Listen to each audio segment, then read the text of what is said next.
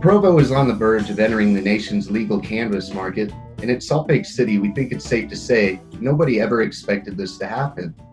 Although this is a shock to Utah and the rest of the country, the real shocker is that 44% of the 8,261 active medical cannabis card participants reported by the Utah Department of Health reside in Utah County. Those living in this area have been traveling to Salt Lake City to purchase cannabis products at Dragonfly Wellness. Next Monday, August 31st, that drive is going to get significantly shorter when Deseret Wellness opens doors in Provo. Here to tell us more about Utah's newest pharmacy in Provo is Jeremy Sumerix, Market President at Deseret Wellness. Welcome, Jeremy. We're excited to introduce you to Utah's green scene. Thanks, Cole. Happy to be here. We're going to get right into it. Did you ever anticipate opening a medical cannabis pharmacy in Provo would be in your future? That's such a great question. The short answer, no. And listen, I grew up in Utah County. I'm an American Fork boy, caveman through and through. I had to leave the state to go pursue a career in the industry and to be able to bring the medicine back to my hometown. No, I did not anticipate this happening, especially this quickly. Right. And then I was in the same boat, living in Utah, seeing cannabis culture legalization pop up around the country. Mm-hmm. It was tough being in our bubble if you were a consumer, if you were medicating yourself with cannabis, because again, it was illegal and pretty taboo, really. So you went to high school in American Fork or Provo? American Fork, yeah. Right on. What high school did you go to? American Fork High, caveman. Right. Oh, well, there it goes. The only reason I didn't, my dad grew up in the area too, but he went to Pleasant Grove. That's up too by bad. the Purple Turtle, I believe. Yeah. Oh yeah, we've definitely had our fair shakes at the Purple Turtle. Where's Deseret Wellness located in Provo? So we're on 222 North Draper Lane. It's essentially a frontage road that parallels I-15 right at the Provo Center Street exit. So anybody from the area knows there's a really weird on-ramp going into Center Street in Provo. At the bottom of that on-ramp where they have that awkward light, turn towards the Y on the mountain and you can't miss us. Yeah, I experienced that last week and it was actually pretty easy just driving right underneath the overpass and going straight when nobody else would. Right. I imagine a lot more people are going to be going straight through that light. We hope so. Here in the future. Access to this market wasn't easy. What motivated Deseret Wellness to follow through and enter Utah's green market, especially in Provo? Yeah, Cole, it was an easy decision. And the reason I say that is our founders, the group that really pulled this together, has experience going into medicinal markets. We've been in Pennsylvania. We've secured licenses and in the process of securing licenses in other medical markets. And Utah was this bright, shining star. And listen, I'll give credit to the state, to the Department of Health and the Department of Agriculture. The program that they put together is very careful, as you would expect here in Utah, but it's very methodical, it's very logical, and quite frankly, they're very communicative and collaborative. So there have been some things that they thought made sense, and as we've worked with them, they've been more open to making changes. So this was an easy decision. I've worked in medical markets across the country that are not easy markets to be in, just because of the way that they set up the regulations and then the way that they hold people accountable to the regulations and ultimately how they communicate. We've had nothing but great experience in Utah, so it was really easy for us to come here. What other states do you have experience in with medical? So me personally, not affiliated with Deseret Wellness, but I operated in New York, Illinois, as it went from medical to adult use, Florida, Arizona, Nevada, which is obviously both medical and adult use, in California as well. You've seen a lot of progressive markets in your background, and it's great to know that you're bringing that experience here to Utah. And one thing I've noticed through talking to the individual characters that are working in this industry in Utah, a lot of them are from the area and they've left and they got their feet wet in cannabis elsewhere, and they're bringing those talents back. Yeah. What excites me about the future is people like you, maybe we won't be losing them to other states and hoping that they come back. Young kids can start a career in cannabis now, which kind of leads into that. If somebody wanted to work at Deseret Wellness in Provo, Yeah. How would they go about that? Yeah. Listen, I'm glad you asked that question. So right now we have current positions for the Provo location posted on Indeed.com. They can also email info@deseret-wellness.com. They can send their resume. Ultimately, we're going to refer people back to Indeed so that we can get everything that we need and track candidates from there. But we are actively hiring still in Provo in anticipation of the large amount of registered patients here in the Valley that you referred to earlier. And I know we'll talk about this in a few minutes, but we're also anticipating opening Park City in the near future. And so what I would like to have happen is we have a really great, experienced, robust team here in Provo with maybe a handful of individuals that would like to transfer to Park City, so that we don't make our patients feel like we're starting over and retraining from the get-go in Park City. I want to leverage the experiences here from Provo to start, I guess, giving the right patient experience out of the gate in Park City. Well, that makes a whole lot of sense, because you're one of the few that has multiple locations for pharmacies, right? And so why not get your people trained and then get them up so that opening is seamless? I know there's a lot of people in Summit County that are waiting for your arrival, and also heard windfall at the ribbon cutting last week that medical patients in other states will be able to use their credentials here in Utah. That's exactly right, Cole. I mean, one of the things that I give the state a lot of credit for is that they're allowing reciprocity. And there are very few states across the country that are doing that. So this is not a minimal thing. So I don't have the specifics in front of me. It hasn't been a top priority for me just yet. But once we understand the regulations, we'll make sure that within the regulations and in order to be compliant, we'll make sure that we vet out what requirements visitors have to have in order to be able to purchase their medicine here. But yes, reciprocity is very important to us. And the fact that visitors to Sundance and to the resorts in Park City, to conventions in Salt Lake, they can actually come get their medicine and not have to worry about doing it illegally is such a huge win for the community. Right.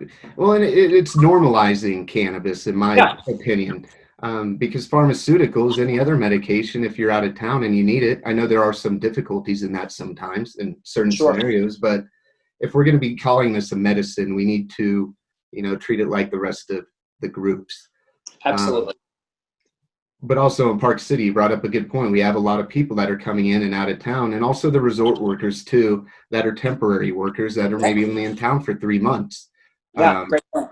A lot of different options, but where are the corporate offices located for Deseret Wellness? In other words, essentially, who owns the pharmacy? So we have an investment group that's a little bit all over the place. There are a couple of them based in New York. If I remember correctly, we have somebody in Chicago, but there are a good portion of the shareholders based right here in Utah. So when people ask me that question, it's a little bit difficult to answer because, to be honest with you, our quote-unquote headquarters is ultimately going to be Provo. Right. I'm based here in Utah. Right here behind me, really. And that was one thing I didn't tell our audience is this is the waiting room to get into Deseret Wellness. So a little glimpse, a little step inside. But that's exactly. Good. So we will be based in that pharmacy that you see there behind you. This is home base. Now, some of our financial records are tied to New York or whatever, but at the end of the day, we are a Utah brand.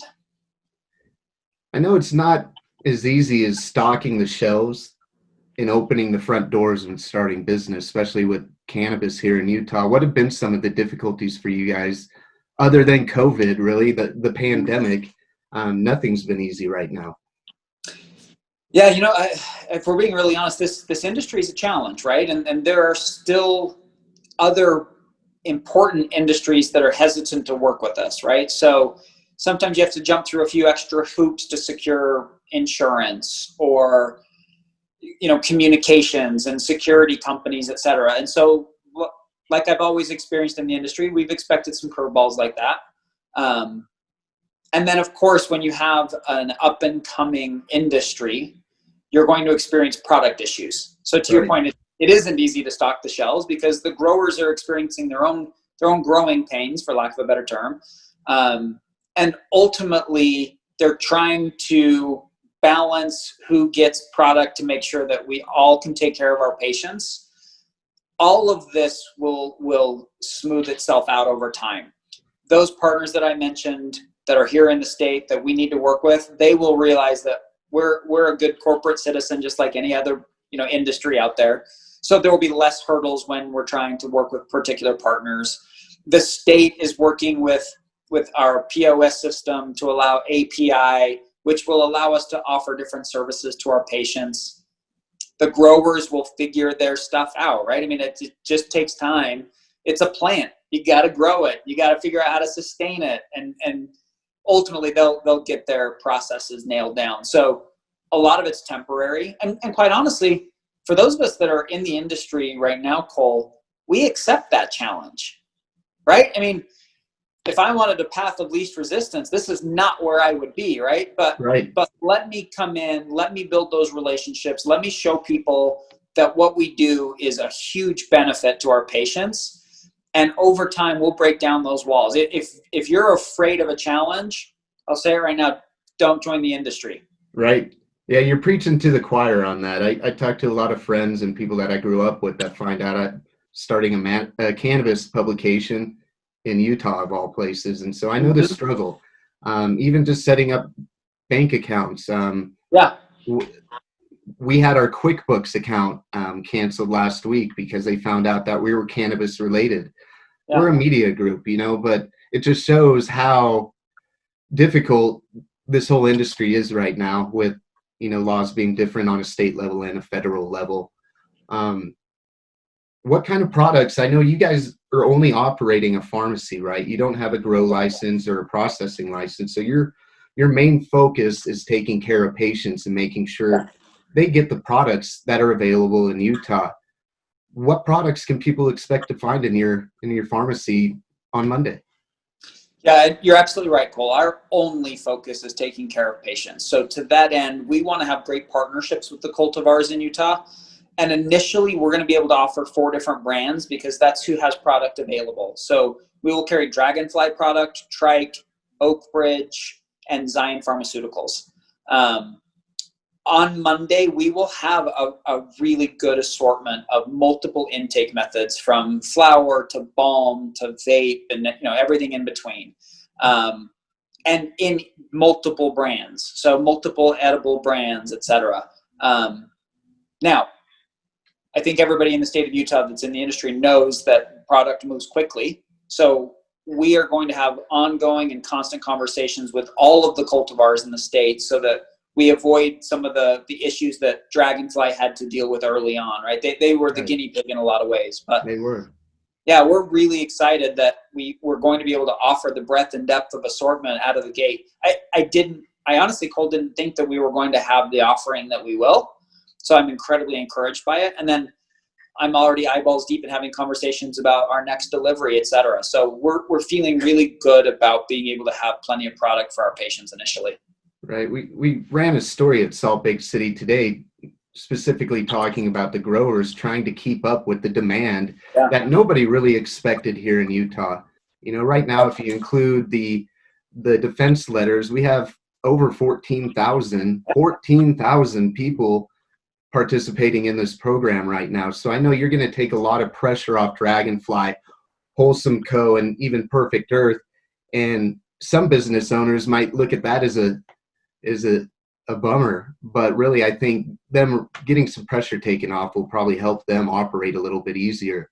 But in this story, Cody James from the Department of Agriculture reported all 8 growers are operational at this time, which is exciting. There was a lot of questions about that the past couple of months, who was growing, and even if some people had started. It sounds like each grower has an estimated annual harvest of 1,200 pounds on average a year. Obviously, nobody's producing that yet, but come next year, do you think that'll be enough to supply Utah's patients? That's a really good question. And honestly, if I was smart enough to answer that, I'd probably be doing something entirely different, right? Right. That being said, I think it's much more than anybody expected the cultivars to be able to produce. But we're seeing exponential growth in the number of registered patients. So I don't know that we know that. I do know this. We're going to be in much better position here very soon.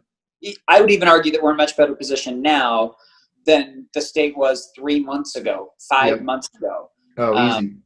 I mean, I mentioned it earlier, but our friends up at Dragonfly, they just took a beating because nobody expected this. Right.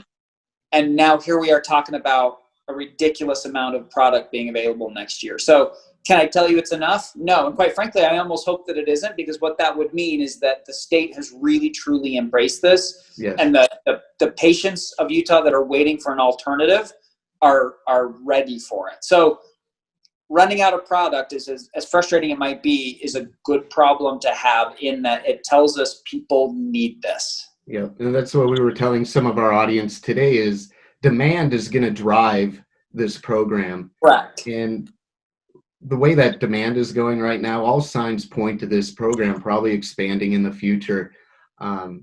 Even talking with Cody James, he'll be the first one to admit to you that we're going to have changes every year, because this is always evolving, which is great.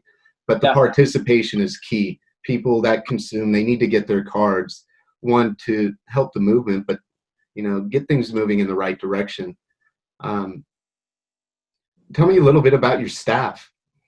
Sure, I'm happy to. We're really proud of the team that we pulled together. So, to use the state's terminology, our pharmacist in charge, who we call our pharmacy manager, his name's Josh Fitzgerald. He has a really great background, a long-standing history with CVS and Target. He is a local guy, grew up here in Utah. He ran Targets in the south end of Salt Lake Valley for several years. And quite honestly, we're really, really lucky to have him. On his team, we have a couple of additional pharmacists. One that has owned and operated her own compound pharmacy, and another that has worked in Utah family-owned pharmacies and throughout her career. And then in addition, we have an entire team of pharmacy agents that we call operations and wellness associates. And Cole, one of the things that was a concern of mine coming back to Utah, anticipating the challenge of opening a medical cannabis pharmacy in an environment that is incredibly conservative, was the ability to find people that were passionate about the product, knowledgeable about the product, and ready to take care of patients. And I'm so incredibly impressed and proud of the people that we brought together. We have card holders, state card holders. We have people that have had experience outside of the state in other legal environments. And they're so incredibly passionate about what we're doing already, that even though there will be a learning curve, we can't possibly give them all the information that they need to be 100% ready on day one. I feel really confident that they have what they need to give the patients the experience that they deserve. And then quite frankly, and this happens everywhere, this has happened in every state that I've operated in, the patients and the employees learn together, right? We don't know what the patient wants to know until they ask. And there's going to be some exploratory conversations, and we'll start to understand what it is that the patients want to know. And then we can train and inform the team on that. Conversely, there are things that the patients don't know that they need to know. And our job is to make sure that they're aware of those things. So yeah, listen, I don't want to overstate it, but I'm so incredibly proud of the work that our team has done to build a really diverse group of people that are incredibly passionate about bringing this alternative to the patients of Utah County. So I'm so proud. Even myself, I didn't know what to expect coming down last week for the ribbon cutting. Again, at a medical cannabis pharmacy in Provo, of all places, and I was impressed, mostly by your crew that was there too. Good. Education is our priority at Salt Lake City, and I just love coming down because I was learning stuff just talking with your staff all day long about what they'll be doing with certain patients. One thing I didn't notice, will you guys have a drive-through available at your location? No, it's not part of the structure here. I didn't. I'm sorry, Cole, go ahead. Oh, no, I didn't think so. And you're one of the few pharmacies that's open that isn't a previous bank location, which is... Yeah, we are a pre-existing air conditioning company, actually. But to that point, Cole, we are absolutely going to be able to offer in-store pickup, curbside pickup, and we're looking at the options of home delivery. It's just I don't want to do that until we can do it right for the patient and do it safely, et cetera. And it's a really difficult undertaking, but out of the gate, we can do online, or initially it will be phone orders. Right. And then as we're able to build our menu and have it operate on a fully operating website, we'll have an online menu, etc. And you're currently building your website now, correct? Correct. We have a landing page. So anybody can go to deseret-wellness.com, and there is a landing page with basic information. There will be a limited menu for people to reference. But we don't have a fully functioning website that allows patients to place orders just yet. That will be coming in the near future. That's awesome. Contrast to other states, since you have experience like California, Colorado, Washington, Nevada, Oregon, how would you compare Utah's cannabis culture to those? Yeah, it is different. I would compare it more to some of the East Coast states like New York and to Florida. It's really interesting, Cole, because when you're kind of opening a legal market, people are a little hesitant to admit that they are passionate about the product, that they know about the product, that they use the product, understandably, right?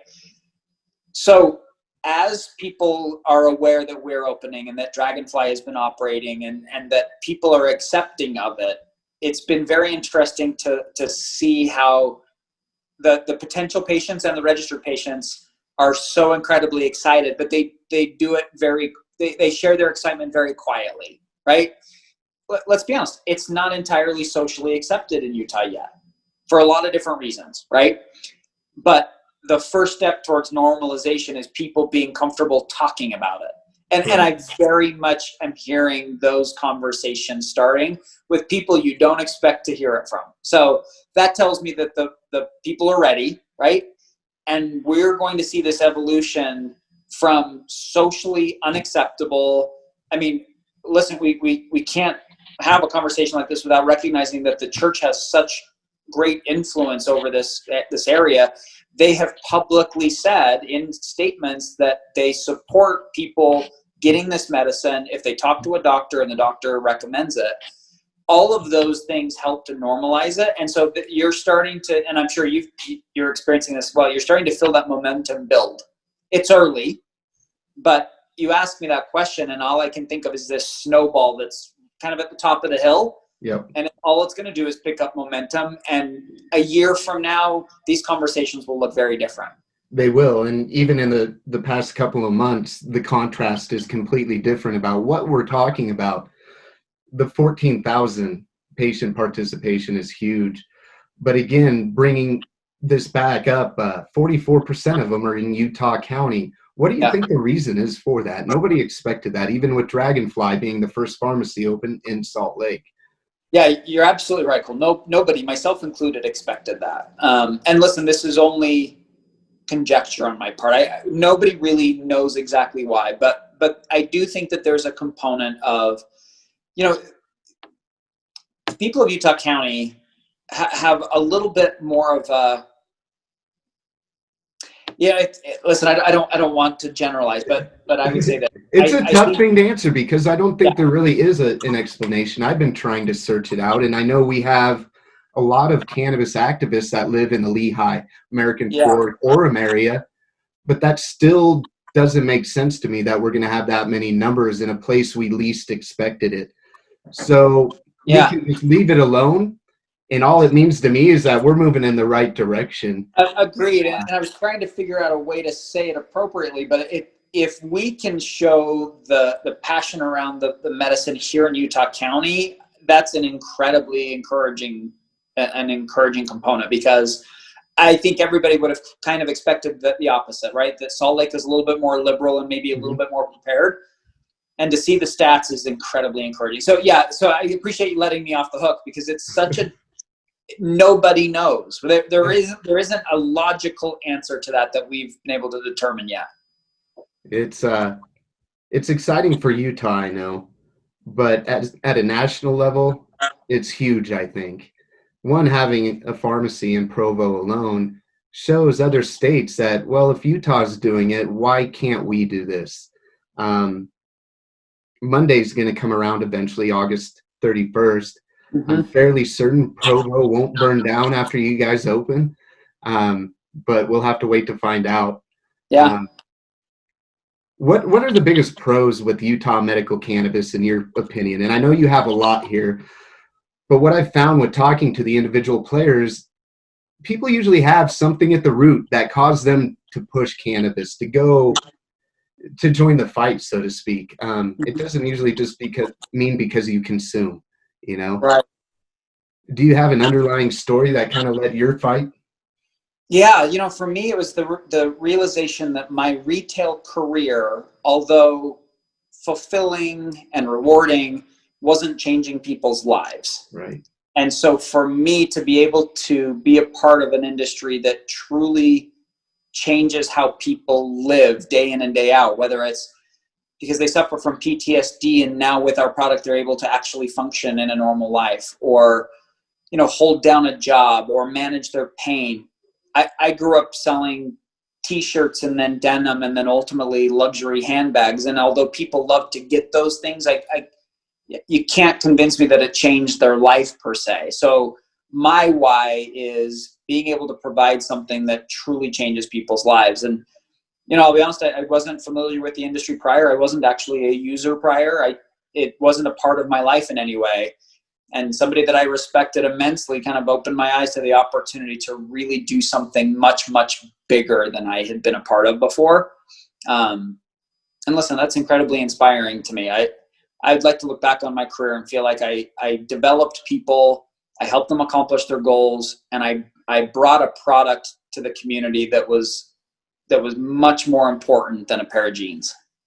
No, and you are doing big things down in Provo, and we're excited to see, the coming months of what's going to transpire from this pharmacy being open.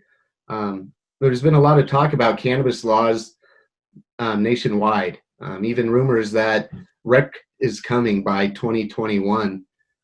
What are your opinions of that, and what do you think it would do for medical cannabis in Utah? Now, people ask me that a lot, Cole, and I'll be honest with you, I'm not really concerned about that, and I'll tell you why. The states that are ready for it are making it available in the way that their constituents are comfortable with, right? Mm-hmm.